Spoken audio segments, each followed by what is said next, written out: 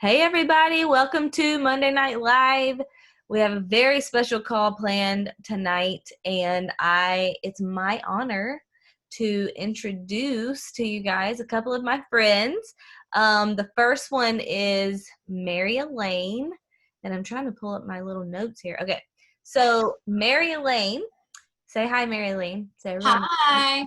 Okay, Mary Elaine is the Chief Vision Officer of VA USA, which is a growing, values-driven virtual assistant company that she co-founded in 2018 with her husband. Her husband, Brett, is an Army veteran and a former Ranger. She has two beautiful children. She's a former educator with 5 years of teaching experience, well-versed in the special challenges of balancing work and family obligations as a military spouse in the midst of deployments and other stresses of military life. When they began the journey of entrepreneurship and growing a team that was 100% remote, Mary Elaine and Brett quickly recognized the importance of teaching and nurturing not only themselves, but also their team in areas of communication, conflict resolution, and they implemented a structured coaching program to support their team in navigating their new career and to help them in all areas of self-growth by tapping into their true potential as leaders themselves. So I know Mary Elaine because her daughter, Belen, was actually in my daughter Grace's third grade class at Veritas Academy. And we just hit it off right away. We had lunch one time and, or maybe it was coffee, I don't know. And we've just been friends since then. And I knew she owned a virtual assistant company. And so I knew I would need that service at some point. So we kept in touch. And I just hired my virtual assistant. Her name is Mackenzie. A lot of you are already acquainted. And I love her so much. So I'm very, very thankful for Mackenzie. And then the other lady who will be speaking tonight is Devis. Say hi, Devis. Hello. So Devis Burnham is the lead success coach at VA USA, which is the VA company. She's happily married with 4 children, has an AAS in education, and is currently pursuing a BSM with a specialization in organizational behavior. Devis has worked in numerous capacities in management roles for small businesses and corporations over 10 years. Devis joined VA USA in early 2018, soon after it was founded, and never looked back. She quickly found herself in a leadership role, guiding and nurturing the growing team. She created what is now called Success Coaching and leads a 12-week structured program for new hires and clients. She specializes in helping them foster a meaningful client-VA relationship while developing highly effective strategies to thrive in areas of communication, delegation, and conflict resolution, some of which I'm sure we are going to have the privilege of hearing about tonight. So we're super, super honored to have these ladies as our guest speakers tonight. I'm sure we all are going to learn a ton. Hopefully you registered to win your $100 Target gift card. Hopefully you are prepared to take notes. They have lots of value to add to us tonight, and I cannot wait to learn along with you guys. So Mary Elaine and Devis, take it away. Wow, you made it sound real cool. That was a great intro. Thank you. Okay. Everyone hear me okay? Okay. All right. Devis, I forgot you have control of the screen and I'm trying to click on there. I got you. All right. So yes, everything that we're about to talk about tonight, we have implemented in our business, but even before we implemented it in our business, my husband and I learned these tools together, and Devis went to through the same learning experience we did at the same time. And when we learned these tools, we realized, one, it helped us in our marriage. It helped us be able to parent better. It helped us be able to communicate with all of our leads, prospects, clients. And we realized the importance of instilling these tools and knowing them like the back of our hands for our team's sake. So this is where the development of that coaching, success coaching came from, and it has just grown from there. So coaching is way way more than just these tools, but this is kind of the foundation and backbone of developing our culture and how we communicate as a whole. So as we go through this tonight, I just want you to be thinking about any questions that you have about all the tools. Feel free to drop them in the chat box as we go through them, because we will go through them pretty quickly. But don't worry, at the end of this, you will be getting something sent, all of these tools in an email sent to you. So don't be afraid if we're moving too fast. You will get all this information again later. All right, you ready? Okay. Intention, impact. Well, this one is, this one ties into almost all of the other tools. Intention is simply what message you're trying to convey, and then impact is how it's actually received by your audience. So your audience can be your prospect, your teammate, your husband, your child, it doesn't matter. But a lot of times, I'm sure I've encountered this, and I'm sure y'all have encountered this, where you're trying to convey a message to, let's say, a prospect or a lead, someone that you would love to join your team, and they completely either just reject you or take your message the wrong way, or they're immediately turned off by it, and that was not your desired impact. So what do you do at that point? A lot of times our ego and pride jump in and we react and we say, well, they just don't like me, or we get angry ourselves when we face rejection. So we'll get more into how the other tools can help gain you your desired impact. But yeah, Devis, do you have anything to piggyback on that?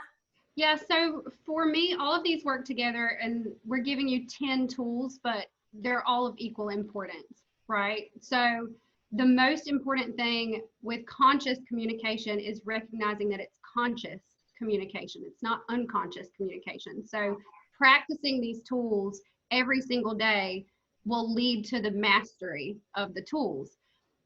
I tell assistants in the coaching program that we have, and even clients will hear it too, in the beginning, especially with intention and impact, it's okay to say, my intention here is, and fill in the blank there, to start getting into the habit of clarifying exactly what the intention is. And that can be kind of a gut check as well with yourself of like, what is my intention?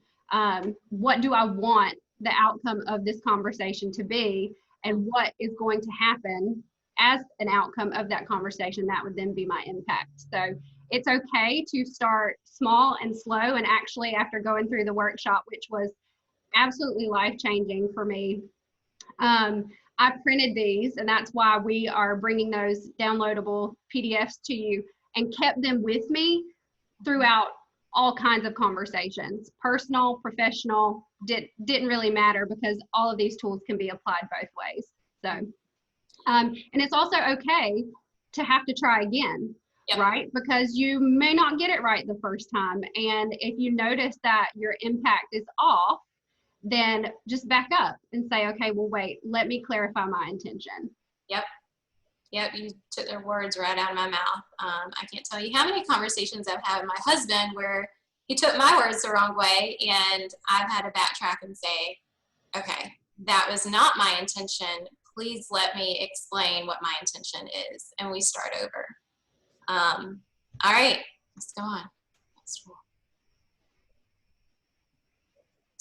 Tracking data.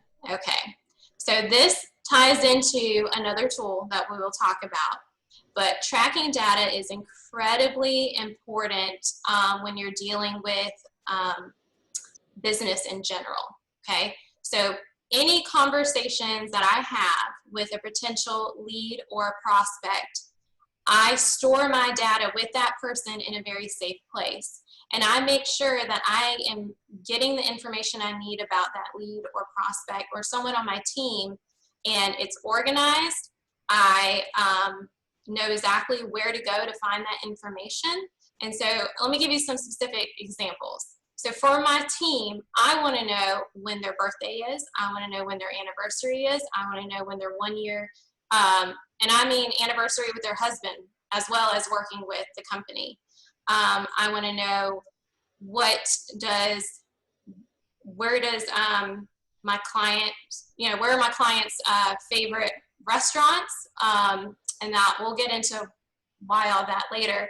But having all that information, storing it in a safe place, and making sure that you take care of any valuable milestones with your prospect or your leads. You're keeping track of that data, dates, times, conversations.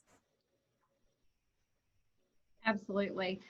The one thing about data is non-debatable, right? So as we track those conversations, it could also be for the purpose of stepping in and out of conflict in a healthy way, which we'll talk about that in the drama triangle. But we want to be able to present that data inside of those experiences as well in the healthiest way possible, because issues are going to happen. This is life. I mean, hello, has anybody been present for 2020? It has been really, really crazy. And knowing how to step in and out of those conversations is a lot easier when you have data to back up what your intention is for the conversation. And just from a sales perspective as well, you need to know truly what are the pain points of your target audience, and very specifically to that person. What are they battling? What are they dealing with, health-wise, family-wise, and store that information. Because next time you revisit a conversation with them, you can recount that data that you have. All right. My truth, my experience. This means when you are entering into conversations with your team, with a prospect or a lead or a current client, and you need to talk about something that perhaps is a little bit controversial. It's important to lead with your own truth and your own experience. So just starting the conversation or starting the sentence with, in my experience, this is what happened to me. Or, my truth and my past experience with another wellness company was, fill in the blank. It's important to avoid blanket statements or pointing the finger, and this also ties into another tool. And you will encounter people, and I'm sure many of you have, that will take a negative experience that they have had in the past and say that it's universal. Here's a blanket statement. All MLMs are pyramid schemes. I don't trust you, right? So you could counter that with your truth, your personal experience, and bring the data to the table, and you could even call them out on that blanket statement. Say, maybe maybe you had a negative experience, but I would love to share what my experience has been with this company and with my business. Yep. All right. What you got, Devis? You took it out of my mouth. I mean, I think with MLMs, that's probably something that you guys have heard a lot from the start of your journey, from various different avenues. You hear people on Facebook or wherever you're sharing that information. Oh, that's just another thing. You won't ride it out. It won't be here in a while. And then look at how successful you are all these years later.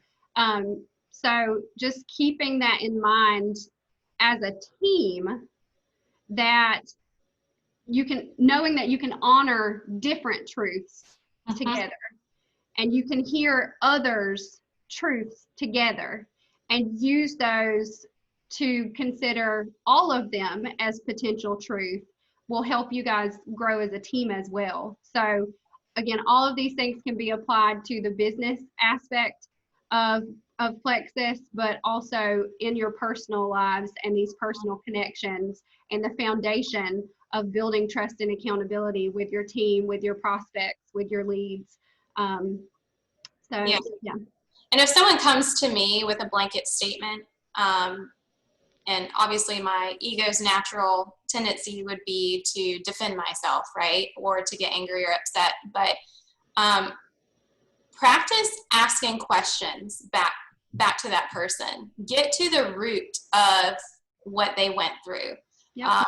Because normally that blanket statement stems from a personal experience that they had. So get to their truth. Help them uncover that, and a really, really healthy, beautiful conversation may come from having that discussion.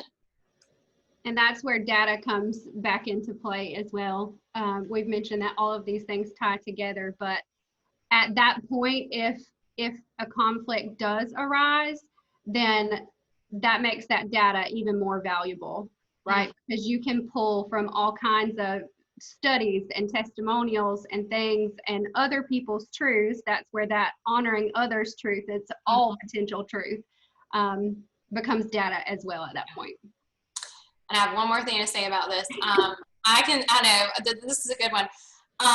When I've had people come to me and be extremely timid, or I'm approaching a potential lead or prospect, and they automatically don't trust me based on a past experience that they've had with the same type of service from another company or from another individual. And they're immediately turned off because that trust was broken because of an unfortunate experience they had. It goes back to asking those questions, right? And I can practice empathy and compassion instead of trying to defend myself. It's not a me problem. They have no problem with me. They just have trust issues in general. So, like I said, I encourage you to ask questions, but also when you are presenting anything, you come from your truth and your experience first. Oh, not sure how that got on this. Someone doodling. Who's doodling here? I know. I thought my children were in bed. Okay. All right. Inside out versus outside in. Okay. Raise your hand if you would consider yourself a talkative person. If you're in a room, normally people will hear your voice first. I would be in that category. You too, Devis. Yes. Okay. All right. So, and then the other way around. If you're in the room and normally, you take a back seat, you're the observer, you're the listener. It's so important to recognize which one you are, which one do you have a natural tendency to be, and be aware of reading the room and the situation you're in the meeting you're in. Everyone's laughing. They hear my laugh. Read the room. Keep the questions coming. We will scroll through and start answering them at the end. So as we're talking, please drop your questions in. But you have to be aware of what your natural tendency is. And when you're in a group setting or a one-on-one setting, be aware of what you are and making sure if you are normally the one to be inside out all the time, which is you're the vocal one, your voice is always being heard, that you allow other people to voice what their thoughts are. And encourage and ask questions. If you know someone struggles with that, ask them questions. Let their voice be heard. And then the opposite is if you are normally the quiet one in the group, being aware of situations that if you know you can provide value to a conversation, you have to practice that inside out voice and bring that value, that idea, that solution, that encouragement to the group or to that individual when that opportunity comes up. Yeah, inside out and outside in is typically going to be based on the intention and impact that you want to create. So you have a choice in those moments to share your inside thoughts or reel it in, right? Be aware that you're dominating that conversation. Watch for patterns. Like if it's a leadership call and you guys are doing these every Monday night or every Thursday night, and you notice that one person is speaking a lot and one person is not speaking at all. If those people that are rarely ever speaking, ask to hear their voices. Ask for that feedback, because that can impact the group as a whole. And let it impact the group. Work to hear the people that are silent. I'm a firm believer. I think Mel Robbins, I love Mel Robbins, but I think one of the things, or Tony Robbins, I love all the Robbins, but it's that consistency that helps to build confidence, right? So if I'm not comfortable speaking up in settings like this and practicing my inside out, being asked to speak may terrify me. But being asked to speak over and over and over again is the only way that I will build the confidence to speak more. So that is huge. So the people like myself, I'm obviously always the one who's outside all the time. You can hear all my inside out. So I have to reel it in a lot, but recognizing those who don't speak is equally as important. And I think it's important as leaders, and if you're on this call, you're a leader, that you recognize others where their weakness may be, and you help nurture that side of them. So if you are someone, I'll say this for someone on my leadership team, I kind of pushed her to be uncomfortable, and her name's Emily, and it gave her a speaking opportunity, and it made her nauseous and want to throw up, but she did it, and she was so glad that I pushed her to do that and practice inside out. And I knew she had so much value to bring to that webinar, and I wanted her voice to be heard, and so I just had to encourage her a little bit and just kind of push her off the ledge some. But I think it's so important for a leader, if you have anyone that you're mentoring, that you help them develop that more. Yeah, especially if you recognize their strengths. That's one of the things that we love the most about Emily, is she's really, really good at speaking to others. And so that was really awesome to see. But she also practiced inside out and said, I really don't want to do this, but I'm going to do it. Yep.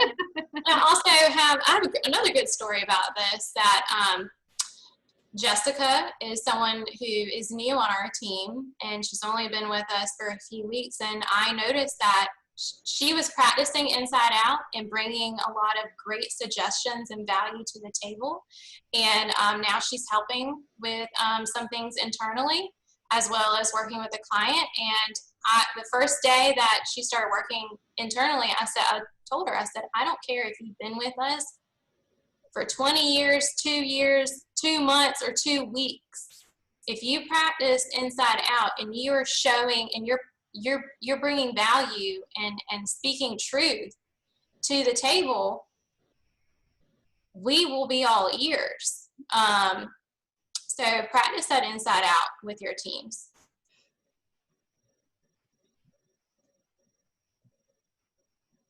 I really don't know how to get the annotation off, but ooh. Oh, I think yeah, it's okay. It's all right. Someone drew it. It's fine. It's a little art. All right. You want to lead this one, Devis? Yes.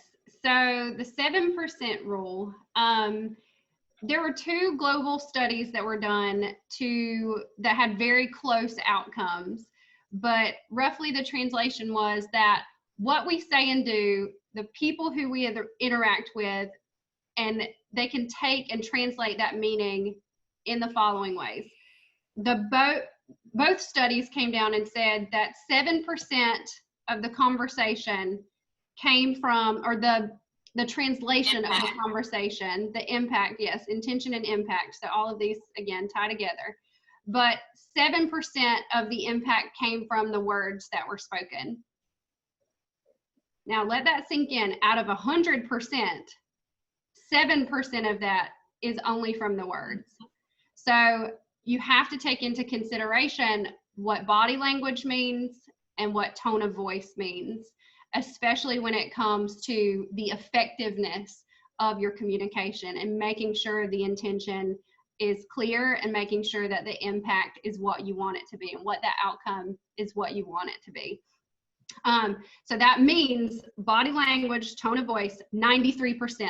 It accounts for 93% of the translation.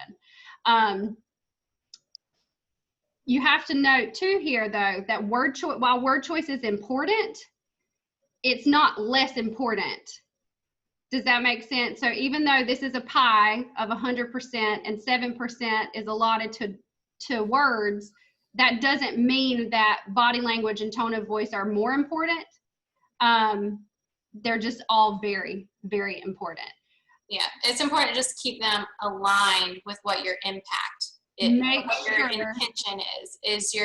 Are your words aligned with your intention? Is your body language aligned with your intention? And is your tone of voice aligned with your intention? Yes. So where this can get really tricky in sales, and really tricky just in business in general, we are so reliant on text messages and DMs and emails that we forget the power behind, one, just picking up the phone and making a phone call, and two, getting on a Zoom like this where someone can see your smile and hear your voice.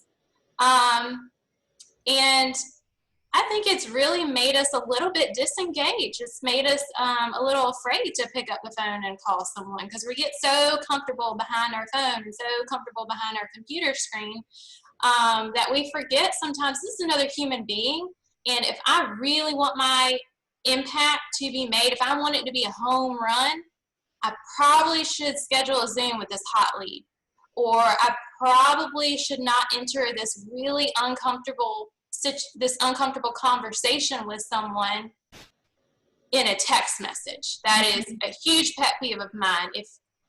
If you are at risk, if you think you're going to be at risk of your impact being off at all, do not send a text. Do not send an email. Do not send that message on Facebook. Pick up the phone and call, or schedule a Zoom, or meet that person for coffee.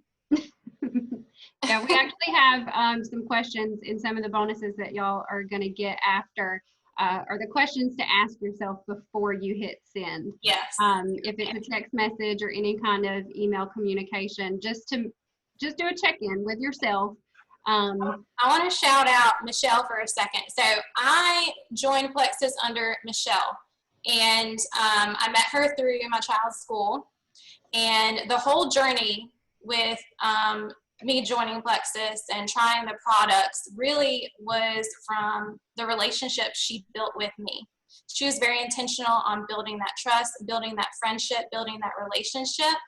And it was so funny. I don't even remember how I feel like it's been forever ago when she first added me on Facebook and sent me a message. She didn't just send a written message, she sent me a voice message. And it's so funny because I, until that time, had never really had people communicate with me that way. And it took me by surprise, but also I really, really appreciated it. And it helped also develop, I think, our relationship. That communication was a little bit stronger because of it, you know? So she did a great job of nurturing me as a friend, as a fellow mom, as a fellow entrepreneur. She really took her time to get to know, you know, what my dad is and my truth and my experience before she ever mentioned the word Plexus. Mm-hmm. So I just want to shout her out. She is, if you want to know how to learn, she probably doesn't realize she practices all these tools in her everyday life, but she does. She's excellent. So yeah, getting to know people on a personal level first, focusing on building the connection, and that's so important in what we do as virtual assistants, because a lot of what we do is not tangible. We're not sitting next to someone every single day in an office space or anything. So our main focus in the beginning is to establish a personal connection. And it sounds, it's very simple, but it's not easy. Mhm. And especially when you throw in barriers of virtual communication or DMs or text messages, and where everyone has really gotten comfortable communicating. So Yeah, and that's honestly part of why we're such huge advocates for this, is because, and teaching this, we teach everyone this from day one that comes onto our team. But I came from a background where I was in education for 5 years, and even before that, I always worked somewhere where I had face-to-face interaction with my customers, with my students, with my parents, with my clients, in any job that I've ever had. And when I realized all of that personal connection would really, really be hard to achieve, because now I'm working from home and I'm in my home all the time, I realized how important it was to develop these skills and help our team learn how to overcome those physical barriers.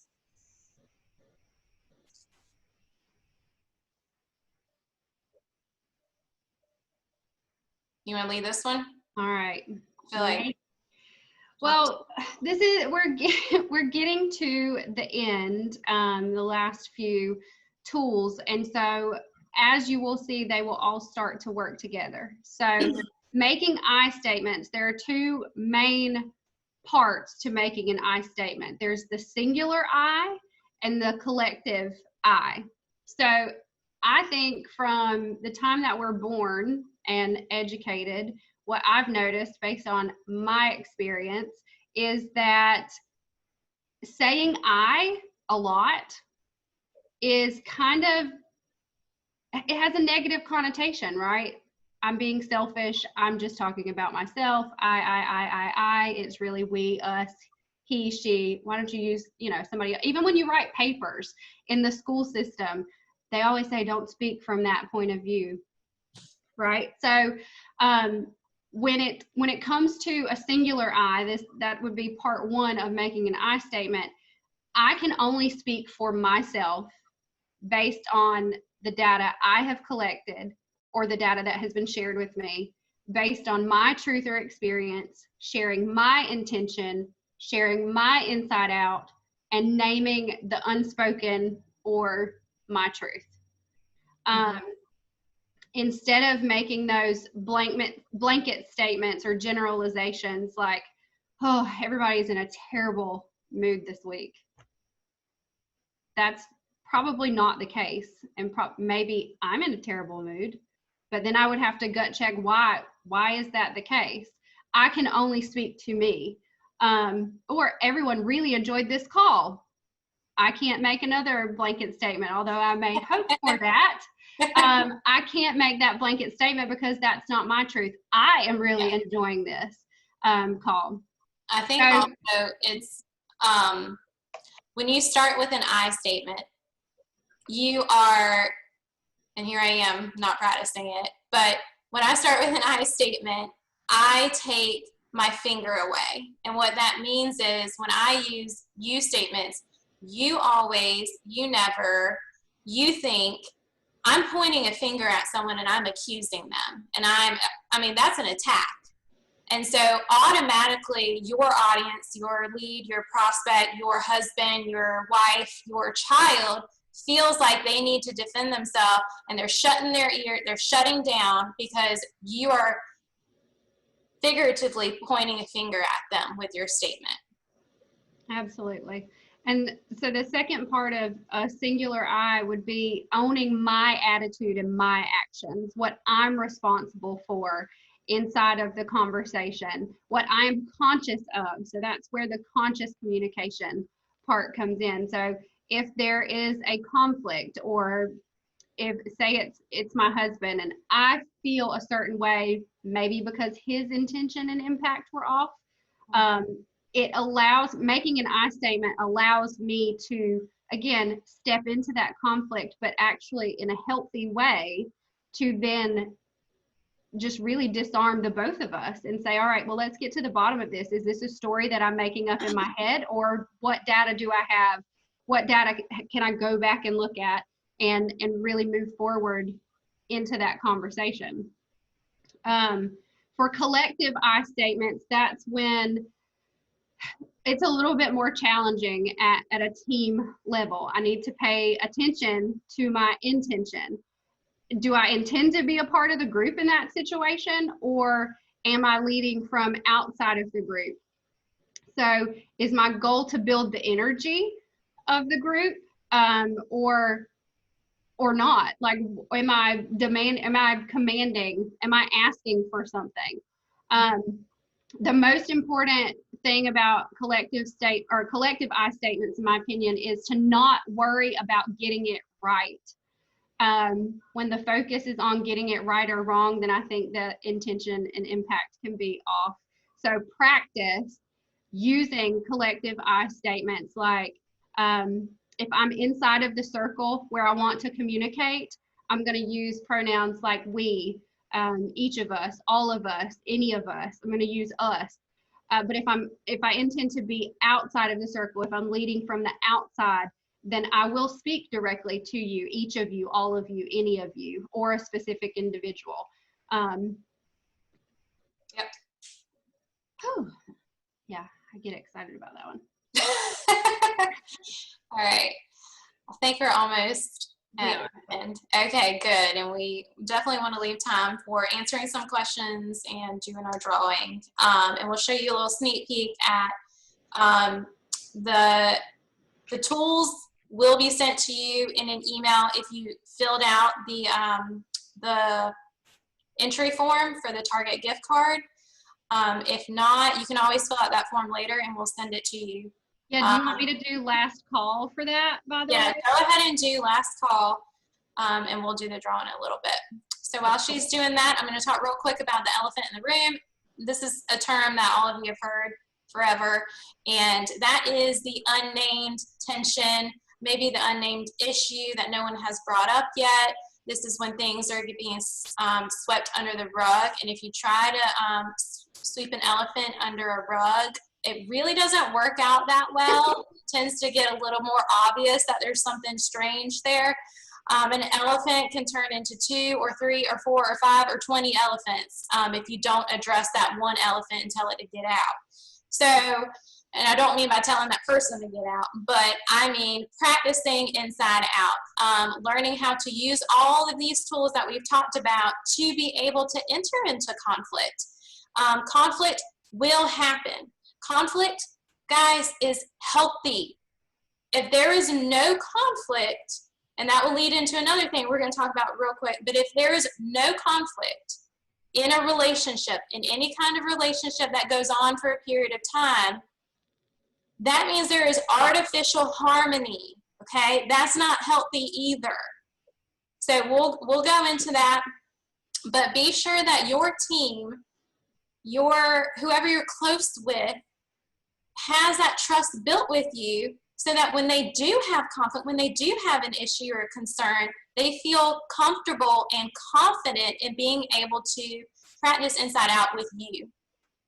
And if you need to work on building trust with anyone in your life, that would be where I would go. I would go back to ground one, building that trust, and then you can get to that point of being able to comfortably enter in conflict with that person.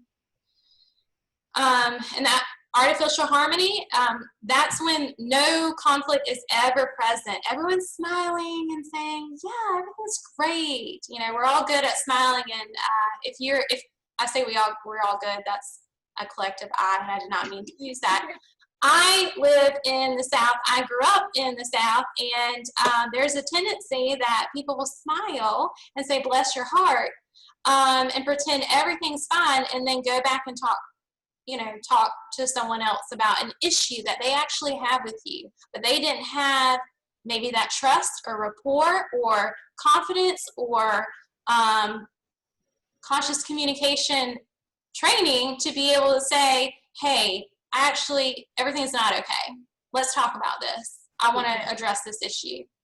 And when you're building that trust with your prospects, with your leads, with your clients, with whoever, you want to make sure that that comes first, so that way they are honest with you. When they don't like something you suggested that they try, when they are actually not liking something, or they're not seeing results. You don't want someone to say to you, yeah, it's working great, it's wonderful, and meanwhile they haven't touched the bottle. Yeah. Is that really what you want to hear? It may not be what you want to hear in the moment, but you want that person to be able to be comfortable in saying that to you, so you can address that moose or that elephant with them, whatever animal it is. I always go back to the meme of the dog in the burning room. I don't know if any of you have seen that meme, but we joke about it, actually. Don't be the dog in the burning room. That is the ultimate symbol of artificial harm. Everything's fine. This room is not on fire. Yeah, everything's great. All is well. All right. Awareness and meaning making. Meaning making is simply the story you're making up in your head. So you have your data, which is the truth, the irrefutable truth. And then you have the story you've made up in your head because of the data. Okay?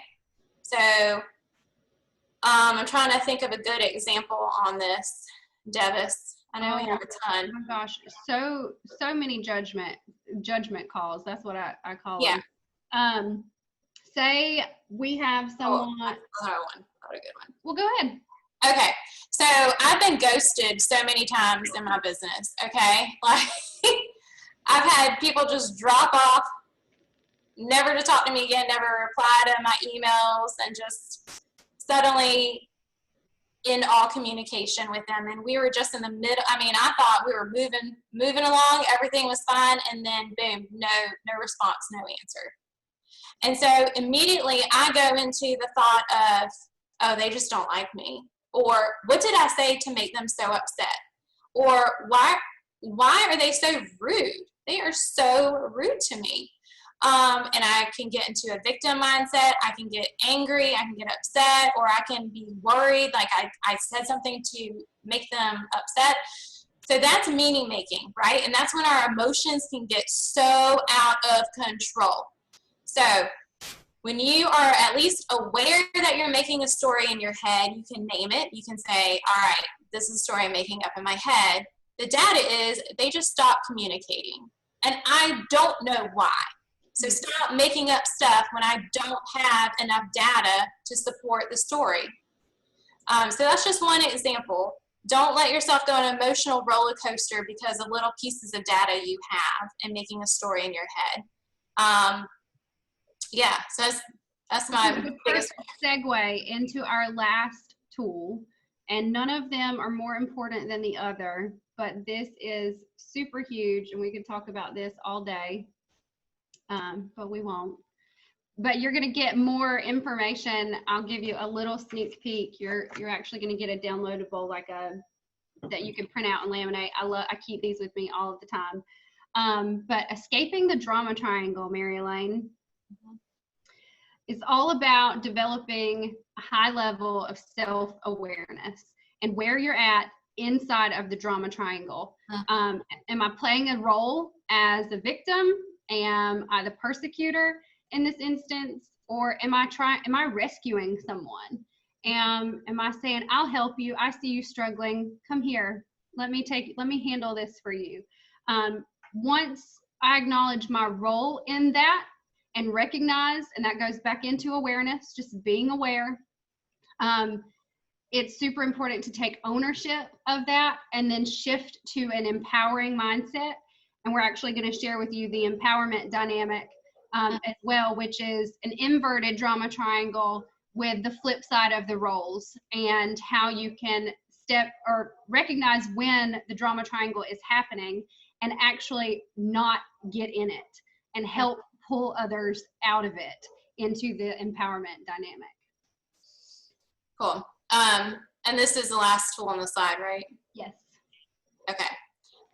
Do you want to pull up that triangle real fast? And I am going to pull up a number generator. Actually, we'll wait a few more minutes to draw that. Can y'all see that? But you're all going to get this, so you can try to screenshot it or take a picture if you want, but it will be sent to you in an email. This is exactly what she was talking about. This is You know, are you in your head right now being the victim, the rescuer, or the persecutor? You can bounce between roles in a situation, but what's important is that you recognize, or you ask yourself, am I playing a role in this triangle? Or is someone trying to bring me into a triangle right now? Is someone trying, here's a great example. I've been involved in, I love network marketing, first of all. I have been involved in a couple of different network marketing businesses. And when I first started years ago with a company that actually went under, but that was my first experience with rejection time after time after time. Okay, that was the best way for me to learn and gain confidence was being able to have conversations with people and be turned down, be told no thank you. That was the best training ground for me for life. I mean, I was newlywed, really young, barely started teaching. That was my biggest dose of what the real world is like and how to handle rejection. It was amazing. Not in the moments, still not, I don't enjoy it, but I don't take it personal anymore, right? But then, oh, you better believe I was a victim. Oh, poor me, I suck at this. I'm terrible at this. I'm never gonna make any money off of this. This, I mean, this is just not meant for me. Everyone else is good at this except for me. I'm just that 0.001% that I can't make it work. And it wasn't until, and I can't tell you when I had that light bulb moment. Maybe I started getting a few yeses and it kind of made me get my confidence back. But then I realized it has nothing to do with me. Absolutely nothing to do with me. And once I shifted my mindset of I'm not a victim, I started getting more wins. But it takes practice and it takes that super high level of awareness of where you're at in that triangle and then asking yourself empowering questions. You know, I'm not selling that well right now, but that's fine. What skills can I develop? What books can I read? What mentor can I talk to? Success does not happen overnight, and everyone starts somewhere. So you will be getting this, and if you have any questions, let's answer some real quick. Toolbox is everyone, thank you. Does anyone have any previous questions that they can scroll and find their question, or if you remember it, we'll answer a few right now if you want to drop it in. Marilyn, I know one question was how do you keep track of your contacts and track your data and all that? Okay, so when I first started the business, I used a task management software. It was called Asana. Now we use ClickUp, and that's where I organize all of my processes, all of my leads that I had or prospects that I had. So it's very robust. It has a ton of functionality. There is a free version, but ClickUp or some type of task management software was crucial for me as my team started growing and as my business started growing. So I kept all valuable information in there. Now we have a CRM that we use, and I believe Plexus just came out with their own. And I'm sure there's some kinks that need to be worked out, but a CRM is a game changer as your numbers start to grow. But if you start with something like ClickUp, it's amazing for managing teams, prospects, leads. Absolutely. But don't overthink it either. ClickUp is very robust. There are lots of other options. That's just what we have found that works really well for us. And also Mackenzie has been working on some really awesome things for Brittany as well. And it's capable of scheduling tasks, automation, syncing with calendars. You can build forms inside of ClickUp to keep track of that specific data. So if you're looking for get to know you forms to build out to keep track of actually wanted to touch on that, the get to know you forms. So y'all may already do this with your team, but I don't know about you, but social, like watching people on social media, yes, it can help you get to know someone, but it's very important for me, for my clients and for my team, that I know what all their favorites are. And I mean, what are your favorite flowers? What is your favorite snack? What's your favorite candy? What are your favorite places to shop? What's your favorite restaurants? And I send that in a form to everybody. And when it comes time for me to recognize people in a special way, I have that very personalized gift or message that gets sent to them that I know is going to speak their love language, and it's going to go straight to their heart. So take time to figure out, that's invaluable data that you can have, knowing how to speak to people's hearts and what really lights their fire. Absolutely. And in the email that goes out to you with our downloads, with the PDFs from tonight, we're also going to include a link to our top 6 productivity tools. ClickUp is in there as well. It will give you like an overview of why we love it, and why we chose it above all of the other ones that are out there. But there are also CRMs. I see a lot of people asking questions about. Oh, do you hear me? Yeah, you just froze for a second. Good. I see a lot of people asking questions about CRMs as well. In that productivity tools, it will also explain which one we use, why we chose it after doing a lot of research. I've seen some people mention like Salesforce and stuff like that, which is extremely robust. Absolutely. But we'll send you some productivity tools as well if you're interested. Mm-hmm. All right, let's. Some that we use in Plexus, I just wanted to clarify. If you're a beginner in managing your contact data and tracing all of that, you may want to start with something simple like Teamsy, or what is the other one, guys, that starts with a D that Plexus, a lot of people use in Plexus? Doe. Yeah, Doe app or Teamsy. Those are very user-friendly, simple, not complicated, and serves the purpose of what we have going on in Plexus. I think, Christina, you mentioned you use Teamsy, right? Or have used it in the past. Yeah, I thought we had talked about that. Yeah, but having any kind of tool like that will help so much. Yep. All right, so I have our data for our drawing. Okay. And I have the Google number generator. How many people do we have total in that drawing? We had 285 entries. Oh my Atlanta. Okay. All right, I'll share my screen so y'all can see. No, can y'all see Yep. my screen? You see a number generator, 285? 285. Okay, so if someone's not here, then they don't get it. So we'll have to draw again. Oh, must be present to win? Yes, 121. All right, 121. I'm scrolling. Number 121 is Amanda Volp. V-O-L-P. She here? Is she happy dancing? She probably is here. Amanda Volp, are you on the call? Oh, I see her! I see you, Amanda. Reminder and Good job. Okay. Y'all are just so amazing. We had an incredible turnout, and I'm so grateful for this. Honestly,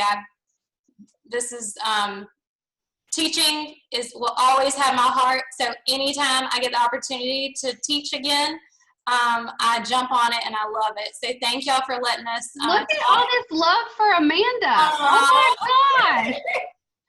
Let's do one more. Let's do one more. Yeah, let's do one more.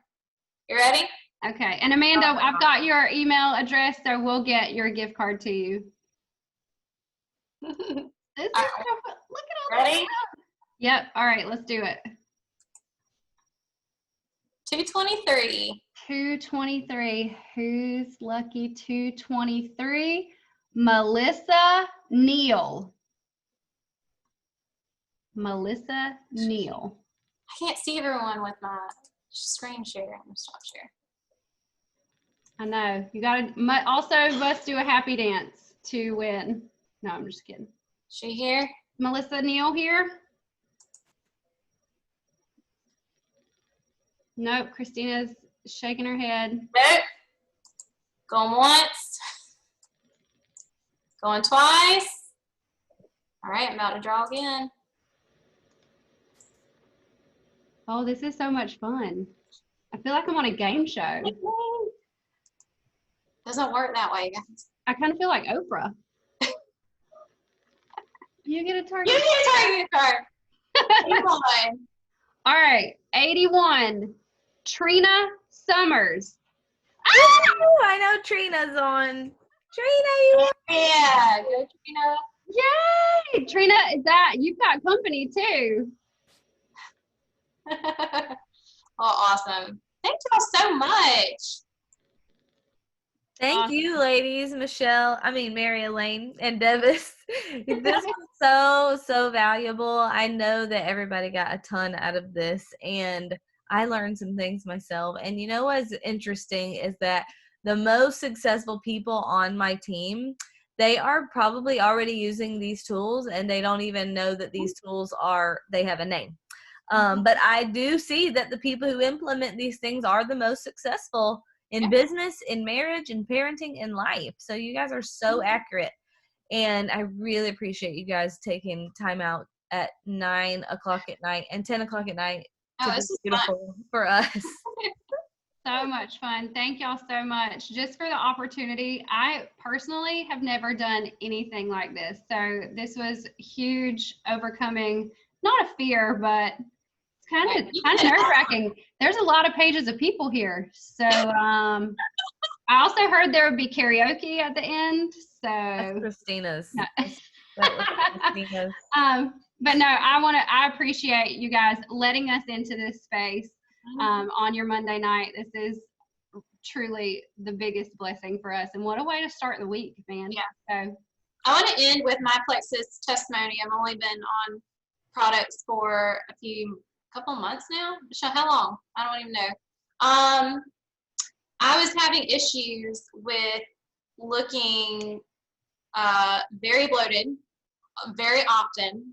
And it was not fun. Like I have a pretty active lifestyle. My diet is fine, but I always felt uncomfortable. I would look in the mirror and be like, why do I look like I'm very much pregnant and I know I'm not? And I dropped almost 10 pounds with the Slim and ProBio and BioCleanse in about a month time. So I'm experiencing firsthand the products are working. Y'all are turning me into a true believer here. And what I have been most impressed with, though, is the culture. It is very evident from the get-go that y'all care about each other, you listen to each other, and you want everyone here to succeed, and y'all lift each other up. I see it on the group pages. I hear it from Brittany, Christina, Michelle. Y'all have some incredible leaders here, and it's very evident that trust is established in this team. So I just want to give kudos to y'all. I have felt very welcome from the get-go, and I had no idea really what I was walking into. I was just trusting Michelle. So it's been good. Thank you for that, Mary Elaine. We really do have great culture, and I'm so excited for your results on your products. That is awesome. It's been good. Thank y'all so much, ladies. And now Christina is going to sing for us. Well, in tying with what Mary Elaine just said, you've got a friend in me. Oh my gosh. You've got a friend in me. Mute. You better not. That is so rude. Don't let her censor me. So No.